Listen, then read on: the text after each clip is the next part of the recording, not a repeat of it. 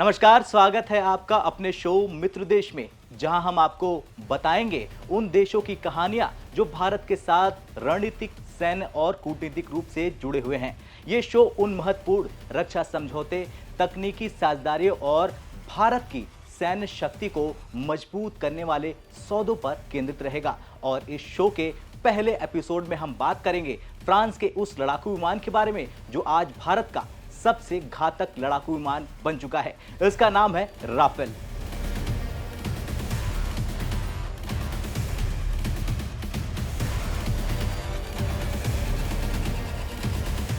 दरअसल राफेल सिर्फ एक लड़ाकू विमान नहीं, बल्कि ये भारत की सैन्य ताकत को नई ऊंचाइयों पर ले जाने वाला सबसे महत्वपूर्ण रक्षा सौदा है। साल 2016 में भारत ने फ्रांस की कंपनी डसॉल्ट एविएशन से 36 राफेल विमानों की खरीद का ऐतिहासिक सौदा किया। इस सौदे की कुल कीमत 59,000 करोड़ रुपए थी और ये भारतीय वायुसेना की युद्ध क्षमता को पूरी तरह से बदलने वाला समझौता साबित हुआ। लेकिन ये सौदा एक ही दिन में नहीं हुआ, इसके पीछे 2 दशकों से अधिक की कहानी छिपी हुई है। ऐसे में चलिए जानते हैं राफेल की पृष्ठभूमि और ये लड़ाकू विमान भारत को क्यों भाया। दरअसल 1999 में जब भारत और पाकिस्तान के बीच कारगिल युद्ध हुआ, तब भारतीय वायुसेना को यह एहसास हो गया कि उसे अपने पुराने हो चुके मिग-21 और मिराज 2000 जैसे विमानों की जगह नए, आधुनिक और ज्यादा ताकतवर फाइटर जेट्स की जरूरत होगी। भारतीय वायुसेना को मल्टी रोल कॉम्बैट एयरक्राफ्ट की जरूरत थी जो दुश्मन के ठिकानों पर हमला करने, हवा में लड़ने और लंबी दूरी तक ऑपरेशन करने की क्षमता से लैस हों। साल 2001 में भारतीय वायुसेना ने 126 नए राफेल फाइटर जेट के खरीदने की योजना बनाई। इस प्रोजेक्ट को MRCA यानी multi role combat aircraft deal नाम दिया गया। इसके लिए दुनिया की कई बड़ी कंपनियों ने अपने फाइटर जेट्स को भारत को बेचने की पेशकश की। इसमें अमेरिका का F-16 और F-18 सुपर हॉर्नेट, रूस का मिग-35, स्वीडन का ग्रिफिन, यूरोप का यूरोफाइटर टाइफून और फ्रांस का राफेल शामिल था। बता दें 2001 में लंबी तकनीकी जांच और परीक्षणों के बाद भारत ने 2 विमानों यूरोफाइटर टाइफून और डसॉल्ट राफेल को शॉर्टलिस्ट कर लिया। लेकिन जब फाइनल चयन का समय आया तो राफेल ने यूरोफाइटर टाइफून को हराकर बाजी मार ली। राफेल के चयन की कई वजहें भी थी, जैसे ये हवा से हवा, हवा से जमीन और समुद्र पर हमला करने में बेहद कुशल था। इसकी उड़ान रेंज 3,700 किलोमीटर से ज्यादा थी, जिससे ये बिना ज्यादा ईंधन भरे लंबी दूरी तक जा सकता है। इसका रडार क्रॉस सेक्शन बहुत कम था, यानी दुश्मन के रडार में जल्द नहीं आता था। इसकी मेटियोर और स्कैल्प जैसी घातक मिसाइलें इसे अजेय बनाती थी। इसमें स्पेक्ट्रा इलेक्ट्रॉनिक वॉरफेयर सिस्टम भी लगा हुआ था जो इसे दुश्मन के रडार और मिसाइलों से बचाता था।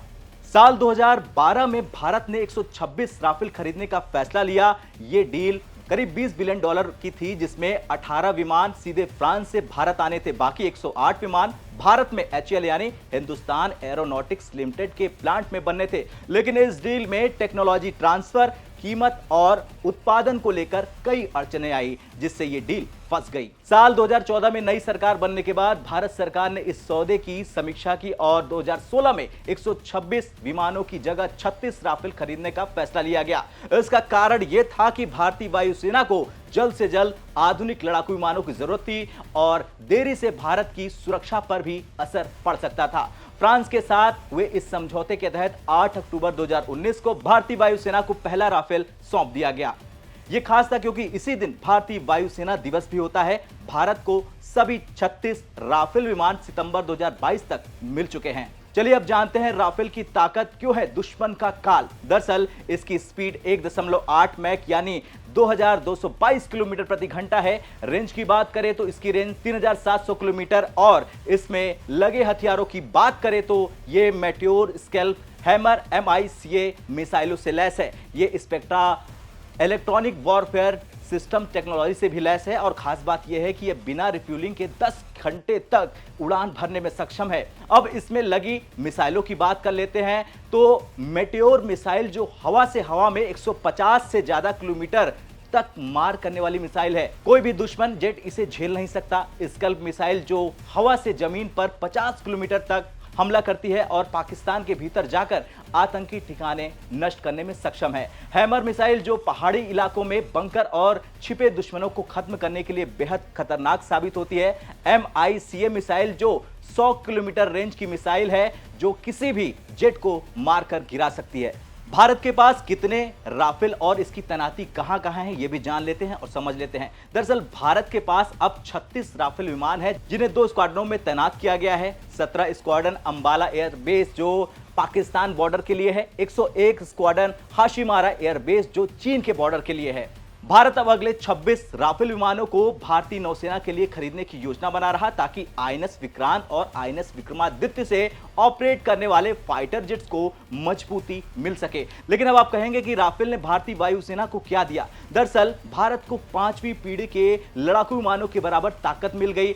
अब भारतीय वायुसेना पाकिस्तान और चीन पर स्पष्ट बढ़त बना चुका है। राफेल ने भारत की सर्जिकल स्ट्राइक और एयर स्ट्राइक क्षमता को कई गुना बढ़ा दिया है। भारत के दुश्मनों के लिए ये डर और खौफ का दूसरा नाम बन चुका है। अब आपने भारत के एंगल से तो ये समझ लिया कि क्यों भारतीय वायुसेना में ये एक बाहुबली के तौर पर अपना डंका बजा रहा। लेकिन सबसे जरूरी सवाल ये है कि आखिर राफेल का इतिहास क्या है और फ्रांस ने कब शुरू किया इसे बनाना। दरअसल राफेल लड़ाकू विमान को फ्रांस की कंपनी डसॉल्ट एविएशन ने विकसित किया है। इस प्रोजेक्ट की शुरुआत 1980 के दशक में हुई थी जब फ्रांस को एक मल्टी रोल फाइटर जेट की जरूरत महसूस हुई।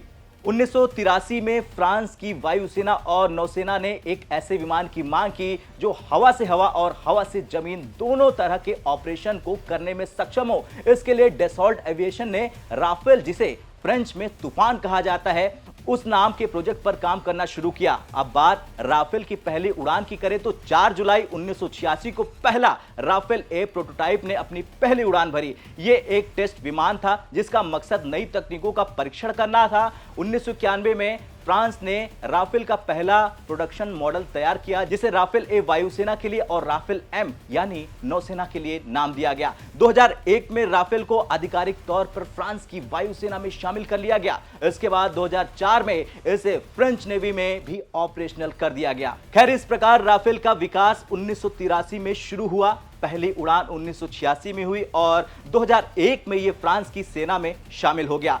अब यह दुनिया के सबसे बेहतरीन लड़ाकू विमानों में से एक है। ऐसे में आप क्या कहेंगे, राफेल क्या दुनिया का सबसे खतरनाक लड़ाकू विमान है या फिर नहीं? और मित्र देश के इस एपिसोड में आपको रुचि आई या नहीं, कमेंट कर जरूर बताएं। मिलते हैं अगले एपिसोड में, तब तक देखते रहिए भारत तक।